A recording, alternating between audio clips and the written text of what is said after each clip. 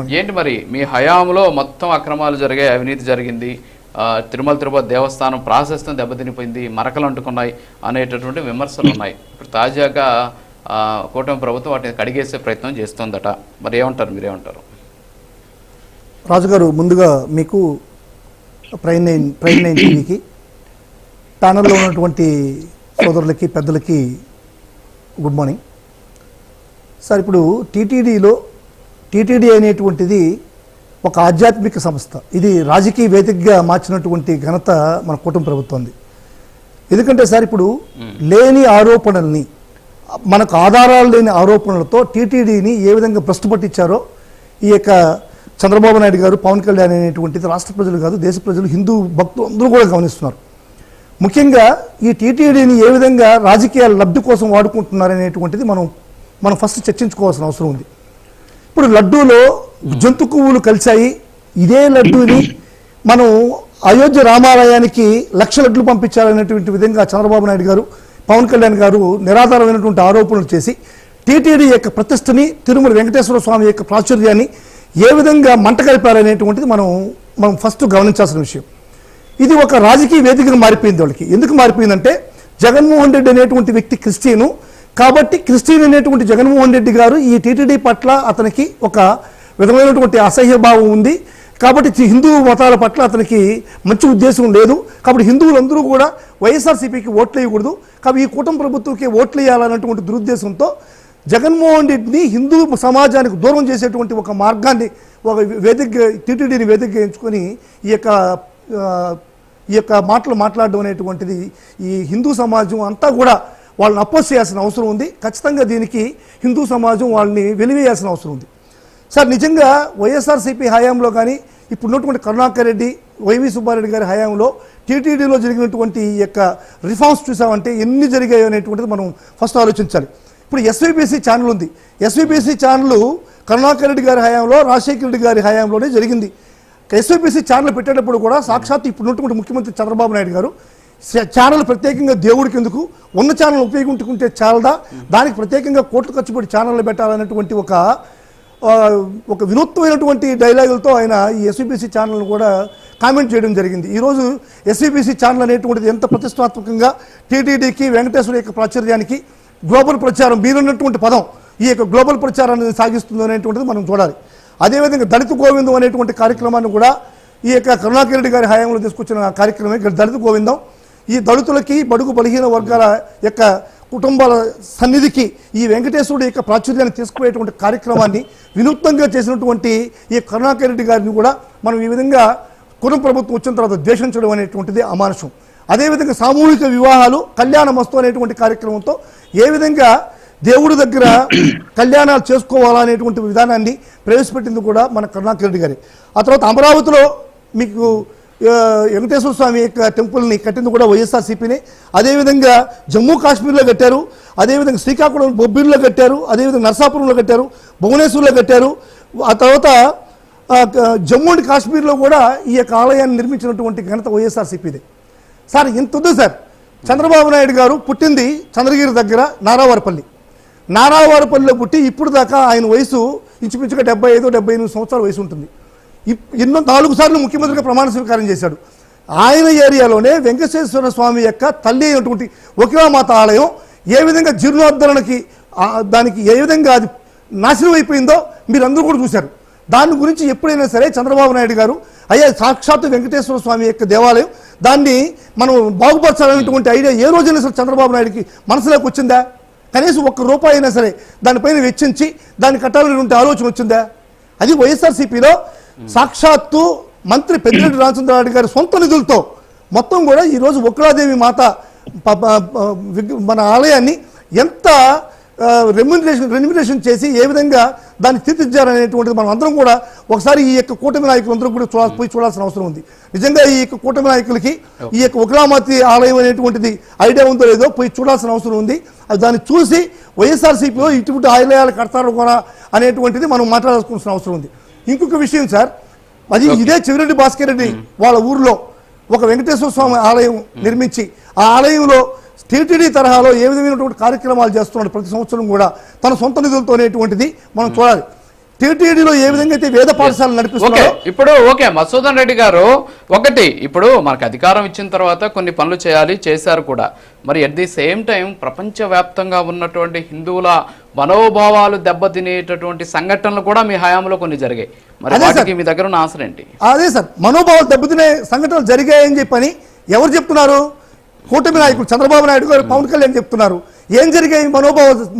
మనం హిందూ మనోభావాలు దెబ్బతినడానికి జంతు కొవ్వు కలిపారంటున్నారు. కలిపారా? ఉందా? మీ దగ్గర ఆధారాలు ఉన్నాయా? ఈ రోజుకి మీరు చేసి 5-6 నెలలైంది. మీ దగ్గర జంతు కొవ్వులు లడ్డూలో జంతు కొవ్వు కలిపినటువంటి ఆధారాలు మీ దగ్గర ఉన్నాయా? ఉంటే మొదటి చూపించండి, దానికి శిక్ష వేయండి.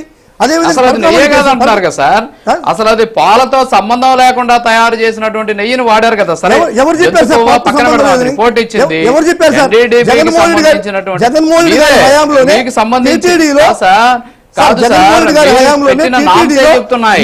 నెయ్యిని చెక్ చేయడానికి ఒక పక్వమైనటువంటి వ్యవస్థను తీసుకొచ్చింది జగన్మోహన్ రెడ్డి గారి హయాంలో. ఊరికే నెయ్యి జస్ట్ లైక్ దట్ అని రాదు సార్. ఒక పద్ధతి ప్రకారం టీటీడీకి ఒక ఇది ఉంది. ఎన్డీబీసీ అనేటువంటి ఒక నేషనల్ డైరీ డెవలప్మెంట్ కార్పొరేషన్ వాళ్ళు టెస్ట్ చేసి వాళ్ళు ఇచ్చినటువంటి నెయ్యిని మాత్రం ముందుకు పోయేటువంటి పరిస్థితి. ఊరికే ఏదో అభియోగాలు చేస్తాం. కూటమి ప్రభుత్వం ఈ విధంగా టీటీడీని అప్రతిష్ట పాలు చేయడానికి ఈ విధంగా చేస్తున్నారు సార్. సరే సార్, కూటమి ప్రభుత్వం వచ్చిన తర్వాత ఏం జరిగాయి? ఇప్పుడు బిఆర్ నాయుడు గారు పాలన చేపట్టిన తర్వాత ఈ 18 నెలల్లో మన తిరుమలలో జరిగినటువంటి అఘోరమైనటువంటి పరిస్థితులు మీరు ఒకసారి మనం ఈ టీవీ ద్వారా మీకు చెప్పాల్సిన అవసరం ఉంది సార్. సాక్షాత్తు గోశాల సార్, గోశాలలో 100 ఆవులు చచ్చిపోయాయి. 100 గోవులు మరణాలు.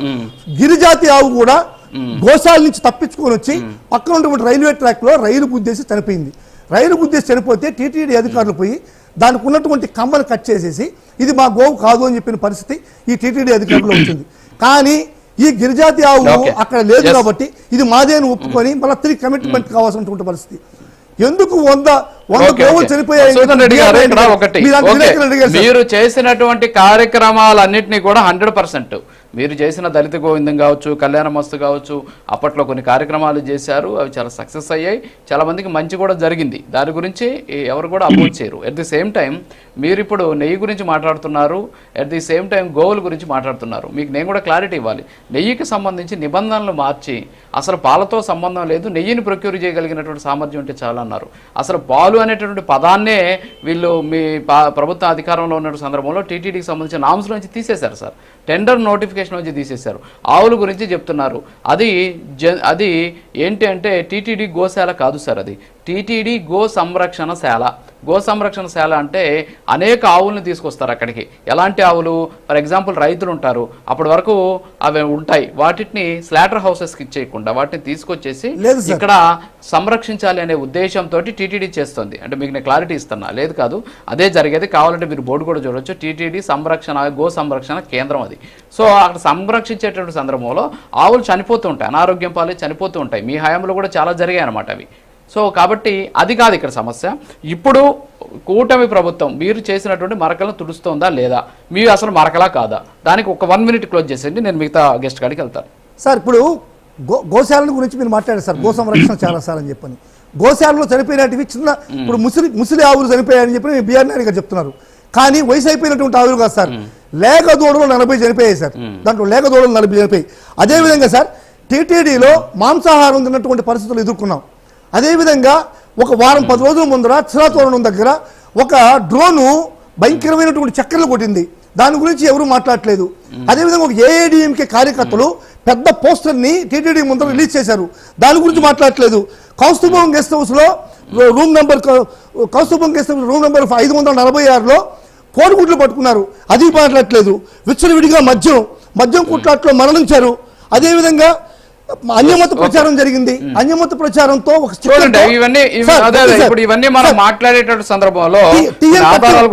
ఒక వెహికల్ సార్ TN31 AE 4073 అనేటువంటి ఒక వెహికల్ అన్యమత ప్రచారంతో ఒక స్టిక్కర్తో టీటీడీలోకి ప్రవేశించింది, తిరుమలలోకి ప్రవేశించింది. అంటే దీన్ని బట్టి చూస్తా ఉంటే ఏమనిపిస్తుంది? ఏ విధంగా అట్లా ఫెయిల్యూర్ అవుతుంది వీళ్ళ యొక్క పరిపాలనా వ్యవస్థ. వీటన్నిటికీ టీటీడీ ఫెయిల్యూర్స్ కాదా? వీటన్నిటికీ బాధ్యత వహించరా? ఒక ఆయనేమో నేను 15 సంవత్సరాలుగా కాపలా కుక్కని అంటాడు, ఇంకొక ఆయనేమో మీకు రాస్కెల్ అంటాడు. టీటీడీ ముందు కూర్చొని రాస్కెల్ అంటాడు. అదేవిధంగా డైమండ్ రాని అంటాడు. పవిత్రమైనటువంటి టీటీడీ ఒక టీటీడీ వ్యవస్థలో కూర్చొని డైమండ్ రానేటువంటి సంబోధన చేస్తూ రాసుకెళ్ళినటువంటి సంబోధన చేస్తున్నటువంటి ఈ యొక్క చైర్మన్లు కానీ ఈ యొక్క బోర్డు మెంబర్లు కానీ అవసరమా ఈ టీటీడీకి అనేటువంటిది మా వాదన సార్. మీరు రాజకీయమైనటువంటి లబ్ధి కోసం వస్తాను, మళ్ళీ వస్తాను, మీ దగ్గరికి వస్తాను ప్లీజ్ వస్తాను. యా, పాలడి వినీల్ గారు గుడ్ మార్నింగ్. మరి ఇప్పుడు చిందేపల్లి మధుసూదన్ రెడ్డి గారు మాట్లాడుతూ టీటీడీలో అనేక రకాలైనటువంటి ఘోరాలు జరిగిపోతున్నాయి. అదేంటి మన పైన వాళ్ళెవరో అన్నాడీఎంపీకి సంబంధించిన వాళ్ళు వచ్చేసి పోస్టర్ పెట్టుకున్నారు, తర్వాత వచ్చేసి పైన ఈ డ్రోన్ ఒకటి చక్కర్లు కొట్టేసింది, అన్ని మొత్తం స్టిక్కర్ తోటి వెహికల్ పైకి వెళ్ళినటువంటి పోయింది, మాంసాహారం దొరికింది. ఇవన్నీ కూడా చాలా మహాపాపాలని చెప్తున్నారు. కానీ పరకామన్లో జరిగిన దొంగతనం చిన్నది, నెయ్యికి సంబంధించినటువంటి అంశం చిన్నది అని చెప్పేసి జగన్మోహన్ రెడ్డి గారు అనేక సందర్భాల్లో చెప్పినటువంటి పరిస్థితి. చంద్రబాబు నాయుడు, పవన్ కళ్యాణ్ ఈరోజు తిరుమల తిరుపతి దేవస్థానం ప్రాశస్త్యాన్ని దెబ్బతీస్తున్నారు అనేది చిందేపల్లి మధుసూదన్ రెడ్డి గారి వాదన. మీరేమంటారు మేడం? రాజు గారు, మీకు అలానే ప్యానెల్లో ఉన్న సభ్యులందరికీ ముందుగా నా నమస్కారాలండి.